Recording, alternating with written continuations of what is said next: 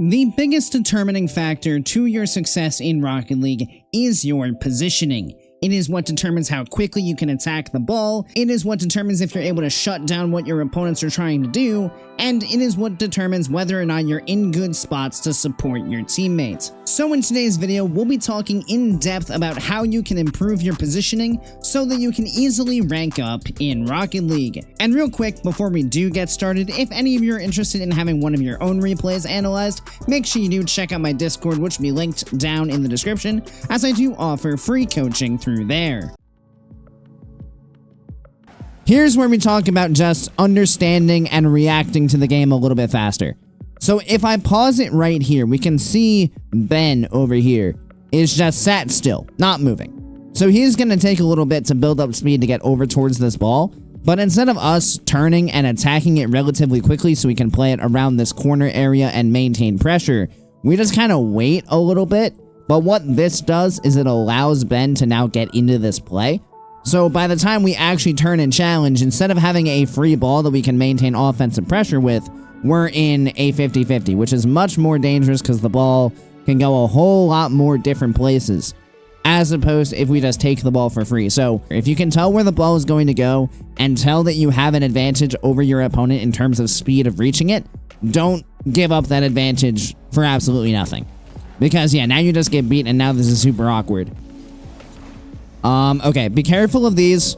This is always tempting. Like, you're playing this ball purely to try to shoot it into a specific place of the net, is what it looks like. It looks like we're trying to get far to the outside of this ball so that we can hit it towards this back post, because we recognize both opponents are near post, so if we do have a shot here, that is a good placement idea. Again, if this was totally accidental, then fair enough. But when we jump for these, we have to always consider the position our team is in before we really consider how we want to hit the ball. Because yes, we would love to get a goal, but at all times during Rocket League, our number one objective is not to actually score a goal. Our number one objective is to make sure that our opponents don't score on our end. So even though we're on offense here, we still kind of want to play with a defensive mind. And what I mean by that is our challenge here still needs to put the ball in a spot where they cannot immediately capitalize on an opportunity on our net. And looking at this, we're last back here. Our teammate is on very low boost coming back. So our challenge here needs to put the ball in a safe enough spot that our teammate is able to get back in a supportive position before they're able to do something with it. And realistically, looking at where FaZe is here, it's very unlikely that we're going to be able to put a shot on target over the top of them, because they're going to be able to jump for this pretty easily. So when we go for these, make sure that you're still putting your car in a spot where if you were to not be able to shoot and then were to get a block, that it doesn't pinch back towards your half. And if we slow this down, you can see how little of the ball you're actually covering. Like, you only have this very far end here, which is what tells me you're trying to shoot this towards the back post, but your opponent has the rest of the ball covered. So now, when you get blocked, it just goes into wide open space. You're going to be out of the play for a while. Your teammate's getting that mid boost. So now your opponents have all this space to work with, purely because we tried to get a goal, as opposed to just focusing on taking the most solid challenge we could, recognizing that there was probably going to be an opponent who was able to challenge that ball. So don't get greedy on the net. Don't just think, I'm just going to shoot this ball and the opponent is not going to get a block, unless it's very obvious. Ooh, unfortunate misread. Oh dear gosh, what is this? Okay, this is an interesting sequence. So, first of all, I think we're a little bit too far back. Once your teammate wins this ball, we should get a little bit closer, probably like around this area here. Like a little bit past the midfield line, just so we're in a spot where if the ball does end up in front of the net, we can actually attack it. You kind of play a little bit passive here and just stay pretty far back. Like you're almost in the right spot. We want to be just a little bit closer. Then right here, this is kind of the opposite of the one where it was like, oh, just go attack it because you know you have the advantage to beat your opponents with speed. That happened in the other in this same corner actually. Be aware of where the opponents are. So Ben has landed basically facing backwards, so he can't go for the ball. and FaZe is just driving straight back this way. So my eyes, once I see this crap recovery, are going to go here. If FaZe keeps going backwards, I know that I don't need to rush this, and I can just play the bounce and take calm control of the ball. You're going to get yourself in trouble because you feel like you need to go fast, even though you don't. Like, you actually have a completely free ball here, and you just don't recognize it. Which that's one of the biggest things that's going to separate, like, your diamonds from your champs to your GCs to even higher, is your ability to recognize when your opponents cannot play the ball, and when you can just take calm control and don't need to panic. And you can always recognize this if you look at the positioning of your opponent's cars. So obviously, nothing there. He still facing backwards. If he is facing backwards, I don't think he's going to be able to play this ball unless he like hits the brakes and half flips into it. But even then, we're at least guaranteed like a 50 or something. So I don't think he's going to do that. I think it's too risky and too awkward for him to do that. I think we absolutely just have a free ball here, and we just don't recognize it. We rush it, and it causes us to miss. I don't mind you going for that because I agree this is a ball that you should be challenging. Just try to be aware of when the ball is free so that you don't, you know, jump earlier than you need to. Because there's no reason to, like, push ourselves to make that read when we don't have to. And then, this is, again, just so I have no idea why you're driving back at this ball. Your teammate is literally right here. You can go this way to get away from him. I wouldn't go back this way because your teammate is more than likely just going to play the ball like up the wall here, or up the wall in the corner. So we want to get out of this area, but there is absolutely no reason to drive directly back at the ball unless you just didn't see that this guy was here. Which in that case, that's massive awareness issue. You need to recognize that your teammate is there and you need to get out of his way. This is relatively fine. Oh. Okay. So this definitely feels like you're trying to force this ball to the corner. Number one, I don't think you need to go into the corner to get this boost. This ball is free. Again, recognition of when the ball is free, this ball is free. And we know that because they have just blasted this away, and it's going to get closer to us and further from them. So they are going to be chasing this play down. They are not in control. This is a free ball.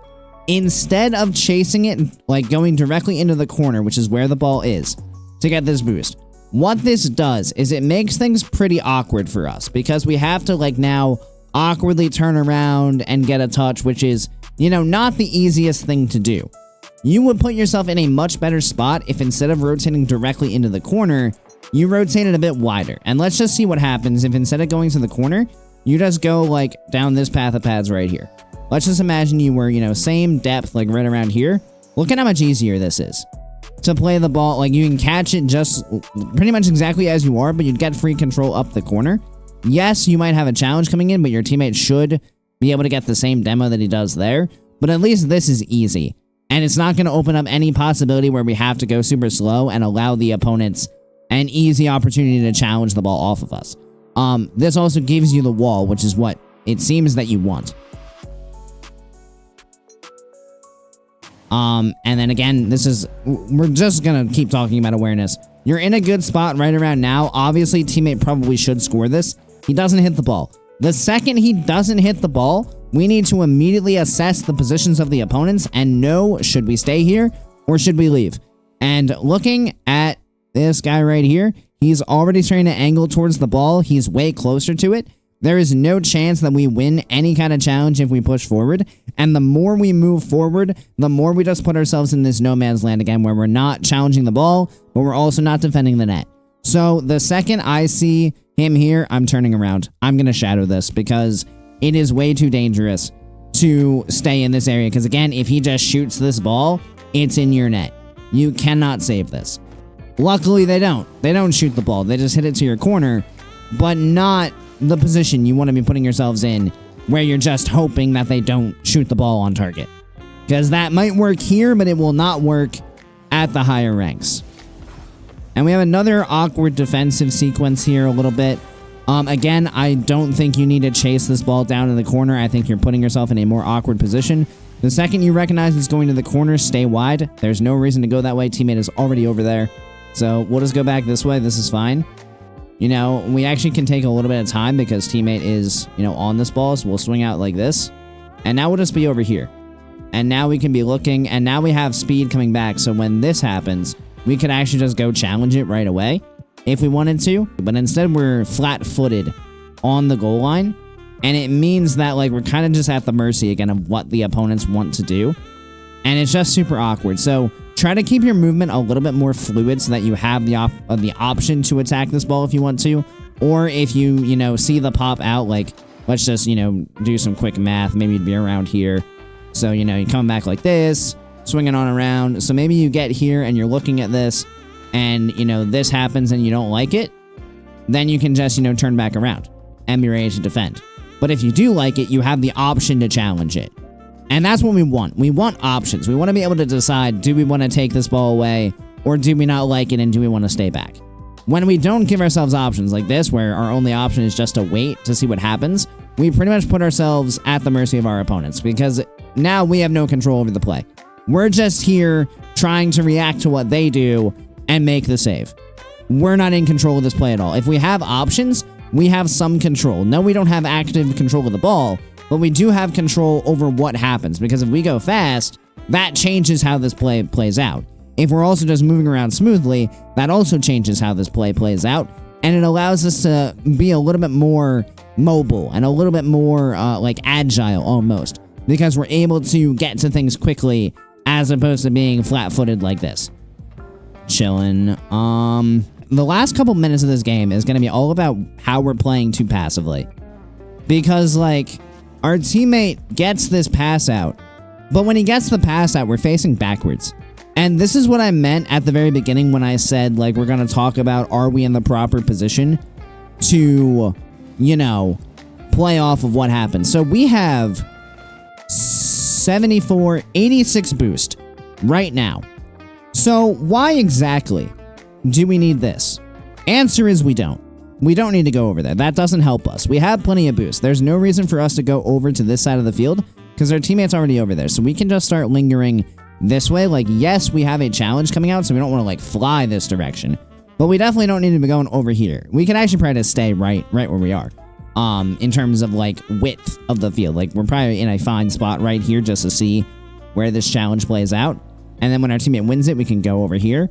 And now we can be up in this position, right here, and just present ourselves to be a passing option. Because if we were here, watch this. Oh boy. Again, options. We can choose to challenge this if we want to, which if we're here, we probably should because we don't want to just let this go for free. But again, we're in this spot where we just can't. We're just sat backwards. Now it's just our opponent's ball for free. So now instead of us being able to get a 50 where we can maintain offensive pressure, we're again just giving up the ball to them. Which is not what you want to do. You always want to be in a position to support what your teammate is trying to do. If you're not supporting what your teammate is trying to do, you're basically telling them to go win a 1v2, which is never going to happen. Luckily, they don't do anything with this, but we're going to continue our very passive play then. Again, facing backwards when the ball pops out. This one's a little bit more understandable because we're trying to avoid this bump. Try to be a little bit more aware of where they're coming from and try to make sure that we stay facing forward when the ball pops out to us because we're again going to get ourselves in this situation where if we were just turned forward right now, we can go score this. But because we're turned backwards, we have no opportunity. So there was a saying that I learned a little while ago that is very helpful to keep in mind as you're playing your games. And the saying is simply, face the play when it comes your way. And that just allows us to attack the ball when an opportunity presents itself. If you constantly find yourself backwards to the ball, then when opportunities present themselves like this, we just don't have a chance to go for it. And it means that we're sacrificing the possibility for opportunities that we should have available to us. And when we do that, it makes it much, much more difficult to win games because we're not capitalizing on the opportunities that exist on the field. Wait to see what happens. Okay, okay, so we're definitely being passive again here. We're just not putting ourselves in the most effective spots that we can be. So this is fine right here. This ball coming across, again, we're facing away from it. We need to give ourselves the space where we still feel comfortable facing towards the play. So right here, you're going in a good direction right now. This is fine. Maybe just wait a little bit longer to turn and then turn around here so that now you're here when this touch comes out. Because if you're here, it doesn't really matter if your teammate gets beat. If your teammate gets beat, you can still go back. That's fine. But if you're here, then when this touch comes out, you again options. You can go if you want to. But you're also here, so if they panic and just hit the ball away, you can now track it over into this corner. And now you might not do that because your teammate's already over there, but you're still in this area where you're just lingering around. You're lingering around all the way back there, which means that you're not actually doing anything to help your team, regardless of what happens. Like, we need to keep ourselves in a spot where we're effective, where we can help, where we can do something for our team. That's a useless position. We're just taking ourselves out of the game. We're asking our teammate to do everything by himself, and it's super awkward. At this point now, we can, start to turn around, and then when he gets more control, we can turn back around and face forward again. But you're still all the way back over there. Like, you're not doing anything over there. You're just sitting there.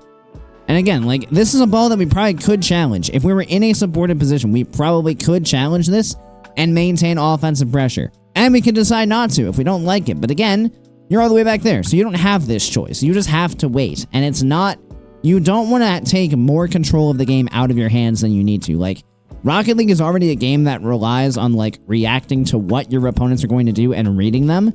When we just remove ourselves from the play entirely, it just makes life very, very easy for our opponents because they don't have to really worry about anything. Like, we're asking our teammate to just basically ball chase here because we just aren't in a spot where we can play the ball. And we're just sitting around, hanging out, kind of twiddling our thumbs because, we're just not in a position to do anything. And then, again, this is kind of the same situation. Our positioning here, though, leaves a lot to be desired because we are very awkwardly under this ball.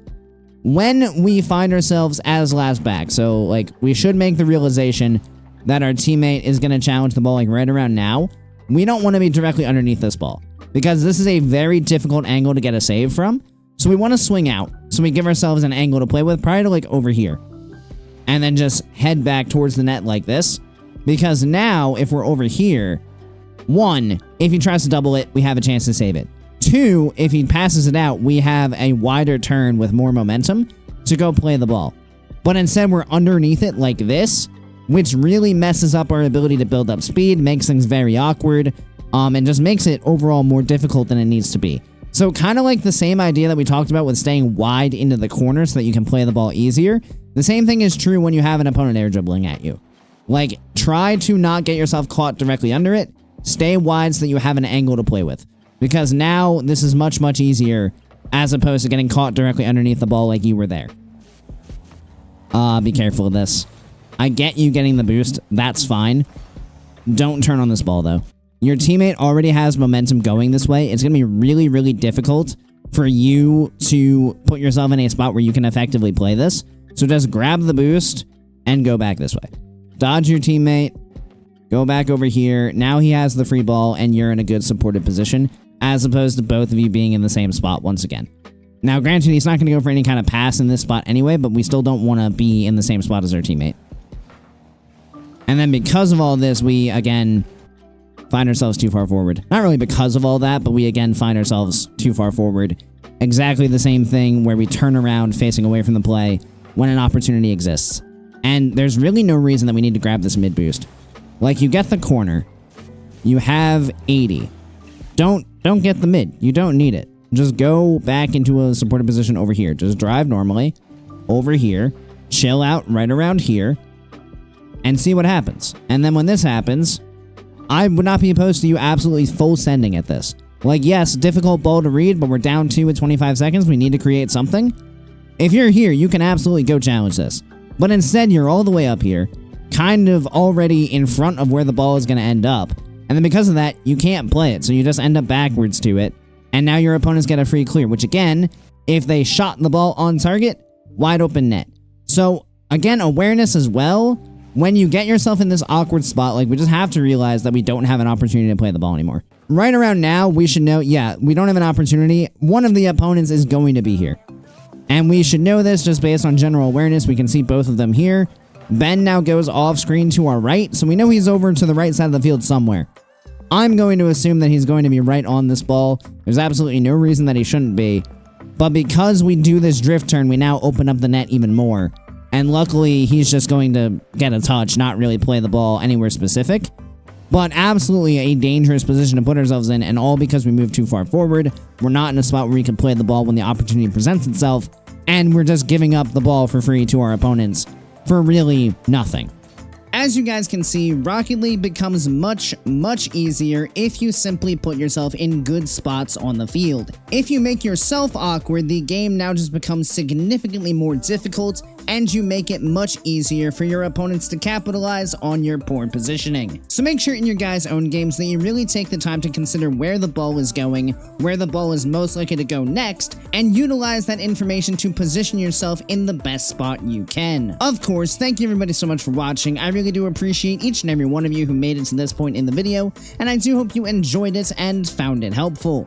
If you did, make sure you click that subscribe button right down below so you make sure you don't miss any future Rocket League content. Additionally, once again, if you're interested in some one-on-one coaching of your own, or perhaps you just like to be a bit more involved in the community we're building here, feel free to check out my Discord, which is again linked down in the description. And as always, I hope you guys have a great rest of your day, and I'll see you next time. See you later, guys.